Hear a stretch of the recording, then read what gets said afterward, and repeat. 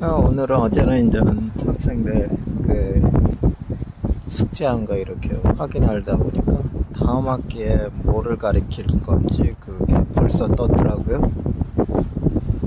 뭐 이게 제가 그렇게 막 목숨 거는 것보다는 이렇게 막 되게 집중해서 하는 그게 아니라 부수적으로 하는 거기 때문에 그렇게 많은 시간을 투자하고 싶지는 않아요. 근데 세 과목을 가르치라고 그러는데 이거 거부하기도 그렇고 일단은 가르치려고 하는데 새로운 과목을 가르치라고 그러는데 그게 한국말로 하면은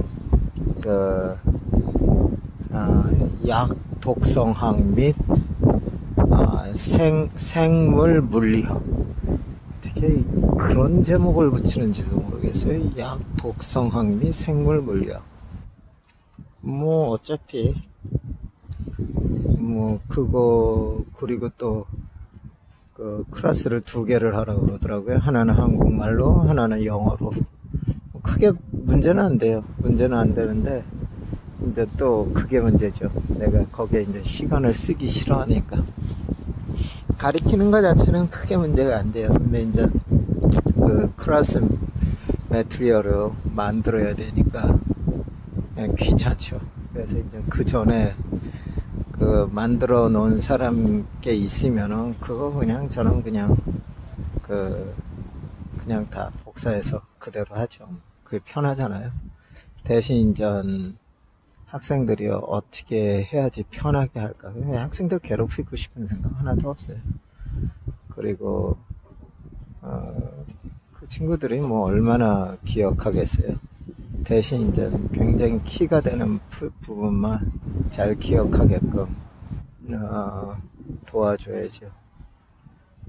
근데 그거를 구해야 되는데 잘 나누려고 하지를 않더라고요.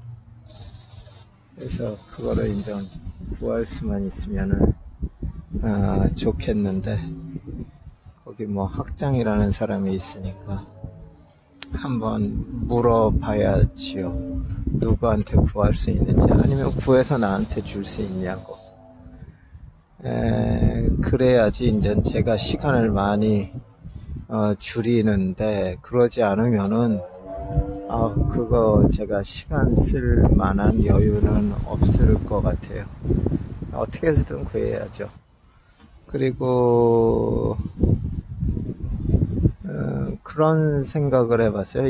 그러니까 이거 나한테 뭐 어떤 일거리를 주어주고 또 수업도 이제 또 한 두 과목 들어야 되니까 두 과목 듣고, 그리고 또 어떻게 이제 제 경력을 이렇게 움직여야 될 건가, 이런 거를 생각을 할 때 저번에도 얘기했지만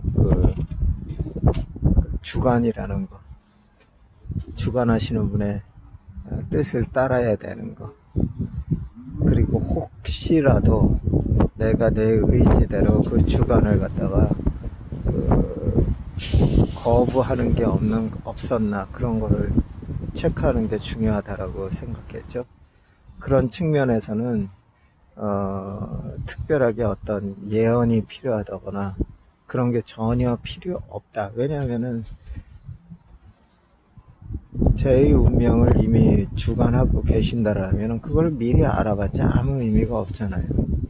단지 이제 진짜로 확인해야 되는 거는 뭐냐면 내가 주관하신 그분의 길에 내가 바로 서 있는가 아니었는가, 그것만 확인하는 게 필요하죠. 근데 오늘은 또 새벽 예배에서 그런 얘기를 했어요. 바울이 이제 터키 지역을 1차 전도 여행을 하고 2차로 또 그 주변 지역을 돌으려고 하는데 갑자기 길을 막는 거예요. 못 가게. 그래서 엉뚱한 데로 방향을 바꾸는데 그게 이제 지금 그리스 쪽으로 이제 방향을 바꾼 거죠. 그 바꾸는 과정 속에서 바울이 한 행동은 그냥 순종했어요. 거기에 뻗팅기지 않았어요. 순종을 하고 이제 터키에서 이제 그리스 쪽으로 넘어가기 직전에 이제 환상을 보게 되죠. 그리고 그 그리스 쪽 사람들이 이제 바울의 도움을 요청하는 환상을 보게 되죠. 그러니까 그거예요. 뭔가가 인생에 있어서 길이 막힐 때는 뭔가 의미가 있다라는 거. 그리고 길이 막힐 때는 그거를 뻗팅기지 않고 그냥 순종하는 것, 순응하는 것도 한 가지 방법이죠. 방법이 아니라 그래야 되죠. 왜냐면 거기에는 문명의 의미가 있으니까. 그런데 이제 진짜 중요한 건 뭐냐면 그게 하나님의 뜻인지 아닌지를 어떻게 하냐 이거예요. 정말 힘들죠. 뭐 내 눈앞에 나타나서 이거다 저거다라고 얘기하고 이게 정확하게 하나님 말이다 라고 딱 이렇게 정해주면은 그거 얼마나 좋겠어요. 그냥 따르면은 100% 좋은 길인데. 근데 그거에 대한 확신이 이제 확신이 아니죠. 그걸 구별하는데 굉장히 조심해야 되죠. 그런데 결론적으로 얘기하면 그거예요. 상황이 그거를 얘기를 해줘요. 상황이 보면은 진짜 왼쪽으로도 못 움직이고 오른쪽으로 못 움직이고 완전 이거를 그 고래 뱃속에 가둬놓듯이 꽉 가둬놓고 손발을 다 묶어버리는 경우가 있어요. 어쩔 수 없어요. 그리고 아무리 발버둥 쳐도 움직일 수가 없어요. 왜냐면 나는 고래 뱃속에 갇혀 있으니까. 언젠가는 이제 뿜어서 뱉어내겠죠. 근데 그 안에 있는 순간은 깜깜하고 움직이지 못하고 아무것도 할 수 없고 힘들죠. 그리고 그런 힘든 모습을 보는 사람이 나일 수도 있지만 또 다른 사람일 수도 있어요. 그럴 때 해줄 수 있는 거는 뭐냐면 위로밖에 없어요. 그리고 같이 아파해 줄 수 있는 거밖에 없고, 그리고 그 안에 갇혀본 적이 있는 사람이 가장 좋은 위로자가 될 수 있겠죠. 그리고 그거밖에 없어요. 그래서 뭐라 그럴까, 때를 기다리는 것밖에 없죠. 그런데 문제는 뭐냐면 때를 기다리는데 그 고통이 나한테만 정해지던지 아니면 고래 뱃속에 갇혀있는 어떤 그 사람한테만 적용된다라면 전혀 문제가 안 되는데, 가장 큰 문제는 뭐냐면 그 사람 외에도 그 가족들, 그리고 그 자녀들, 와이프, 부모들, 그리고 그에 관련된 사람들이 많은 마음고생을 한다는 거죠. 그러기 때문에 그게 제일 고통스러운 거죠. 그 고통을 이해 못한다? 어쩔 수 없어요. 왜냐면 그분들은 그거를 경험해보지 못했기 때문일 수도 있고. 그런데 최소한은 나는 다른 사람이 그런 상황에 처해 있을 때 가장 좋은 위로자가 될 수 있죠. 왜냐면 하나하나의 순간을 다 경험을 했기 때문에. 그런데 그거예요. 여러 가지 일 중에서 진짜로 경험하고 싶지 않은 것들이 있잖아요. 이번에 제가 아는 분의 굉장히 친한 친구분 아들이 죽었다고 그러더라고요. 코로나 바이러스로 31살이었고요. 얼마나 힘들겠어요. 그런 경험은 안 하는 게 좋죠. 그리고 굳이 그런 경험 하고 싶지도 않고, 그리고 그런 경험 한 사람한테 대해서 하나님의 섭리인데 뭘 그러냐, 이렇게 쉽게 함부로 할 수 있는 게 아니죠. 그런 사람 앞에서는 가장 좋은 위로자는 뭐냐면, 그런 경험을 한 사람이 가서 같이 부둥켜 안고 울어주는 게 가장 좋은 위로지, 거기에다 대고 슬퍼하지 말라라고 하면서 이상할 만 하는 게 아니죠. 그게 아니죠.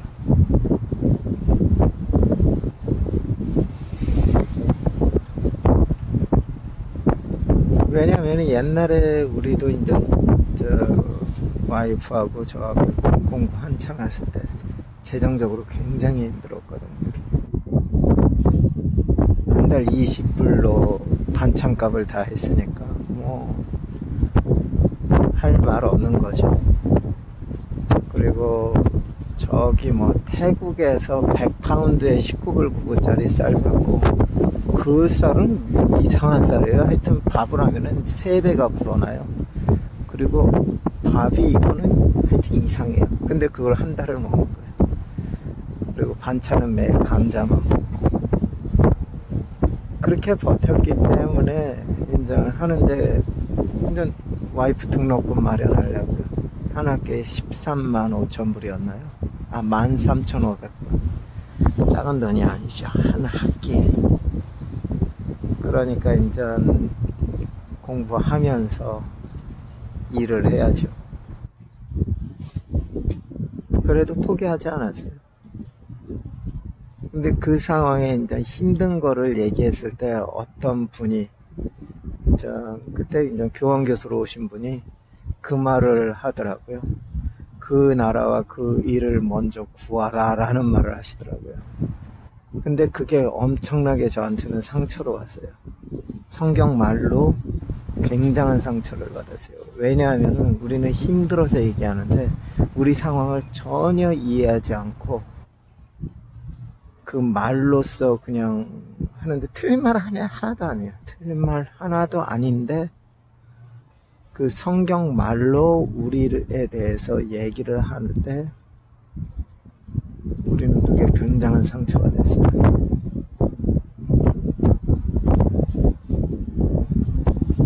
그러면서 이제 느낀 게 뭐냐면, 최소한 우리가 그런 사람을 만날 때는 나는 그러지 말아야 되겠다라는, 그리고 나중에 진짜로 어려운 사람을 봤을 때 우리는 그렇게 하지 않았어요. 그렇게 하지 않고 우리가 먹을 그 소고기 재워놓은 거, 그때는 이제 재정적으로 완전히 회복이 안 됐었을 때였죠. 쇠고기 그거 사서 이제 재워놓고 주말에 같이 맛있게 구워 먹자라고 했던 거, 그리고 상추도 싸서 했던 거, 우리 먹으려고 했던 거, 그거를 그 사람들한테 그냥 갖다 줬어요. 저녁에. 그게 제대로 된 사랑의 실천인 것 같아요.